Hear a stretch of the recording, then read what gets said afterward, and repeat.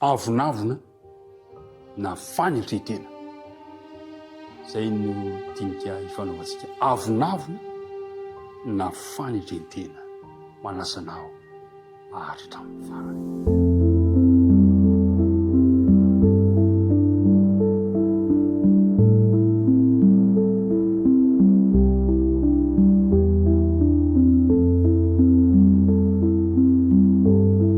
Faly miaraba antsika rehetra ray sy miantrano tafahoana aminao indray amin'ity zoma famarana antsika ny herinandro ity.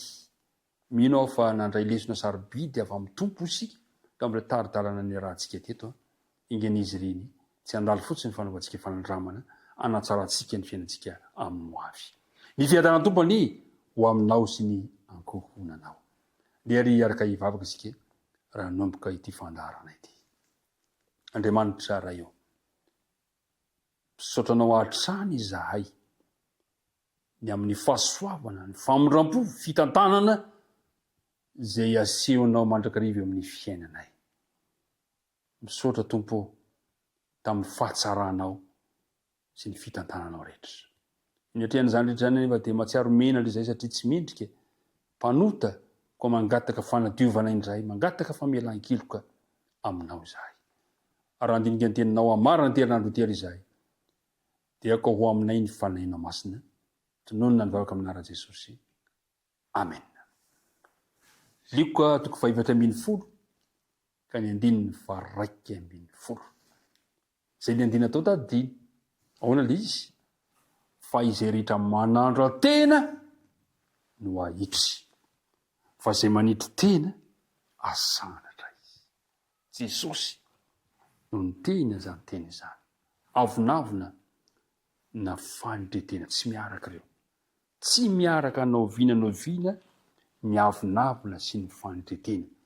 Tsy misy olona hoe miavonavona ka mahay manitry tena. Ary tsy misy olona mahay manitry tena ka miavonavona.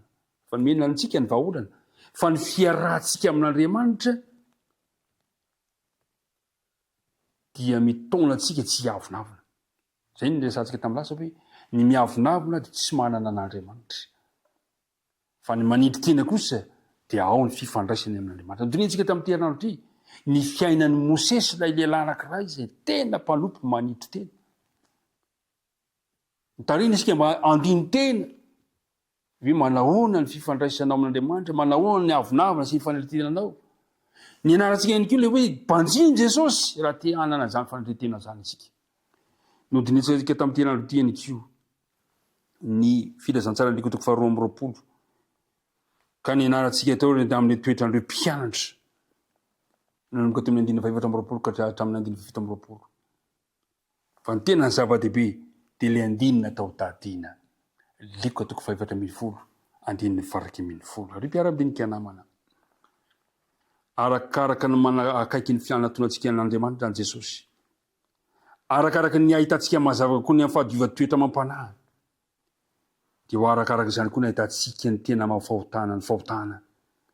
Ary arakaraka ny anakekezantsika azy no atsapahantsika ny filahantsika an Jesosy. Ary mpiara-midinika namana isany. Ireo izay eken'ny lanitra ho masina no farany indrindra ampidirana tsara toetrany. Tadio tsara fa mialohan'ny voninahitra ny fanitretena. Ny mpianatra mitovy amin'ny zaza indrindra no mahomby eo amin'ny asa ho an'Andriamanitra. Averiko ny mandeha. Ny mpianatra mitovy amin'ny zaza indrindra no mahomby eo amin'ny asa ho an'Andriamanitra. Afaka miara-miasa amin'izay mitady hamonjy fanahy, fa tsy ny anandrana izao ny hery sy ny sainy lanitra rehetra. Nefa kosa rehefa manandra-tena ny olona ka matsapa fa teny ilaina izy,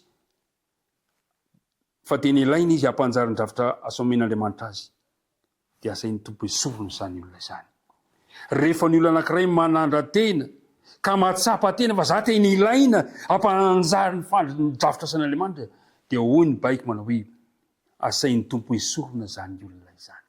Tsy mila olona manandra-tena Andriamanitra fa mitady olona manetry tena. Izay le filazantsara leliko toko fevatra ambin'ny folo andininy faraky ambin'ny folo. Fa izay rehetra manana raha tena no ahitry, fa izay manetry tena kosa no asanatra. Tsy ampy ho an'ny mpianatra Jesosy ny ampianarina momba ny toetry ny fanjakany, fa ny ilainy dia ny fiovam-po izay atonga azy ifandrina amin'ny foto-kevitry ny fanjakany. Ina ny foto-kevitry ny fanjakany? Toetra tsara, tsotra, manadiny ny izao, ny fitiavana feno fatokisana toy ny zazakely. Izany toetra izany ny misy vidiny eo amin'ny lanitra manontolo. Ary ireo toetra ireo no tena mampiavaka ny tena fahalebiazana marina eo amin'ny fiarahantsika amin'Andriamanitra. Mpiara-midinim-pianamana, sarobidy eo mason'Andriamanitra ny fo manitry tena, ny fanahy-tsotra sy torotoro. Apetraka Andriamanitra eo amin'ny olona izay manitry tena ny tombo-kaseny, tsy noho ny laharany, tsy noho ny arenany, tsy noho ny fahalebiazany ara-tsaina, fa noho ny mahiray azy ao amin'ny Kristy, satria Jesosy nanitry tena. Zay le voalaza amin'ny Filipianina toko faharoa. Filipianina toko faharoa ka ny andininy fahadimy manao hoe: aoko ho aminareo izao saina izao izay tao amin'ny Kristy Jesosy. Andininy fahaenina: izay na dia nanana nindrik'Andriamanitra aza dia tsy nataony ho zavatra ho fikiry mafy ny fitoviana amin'Andriamanitra. Andininy fahafahatra: ary rehefa hita fa nanantareo olona izy dia nanitry tena ka nanaikatra amin'ny fahafatesana. Sarobidy eo mason'Andriamanitra ny fotorotoro.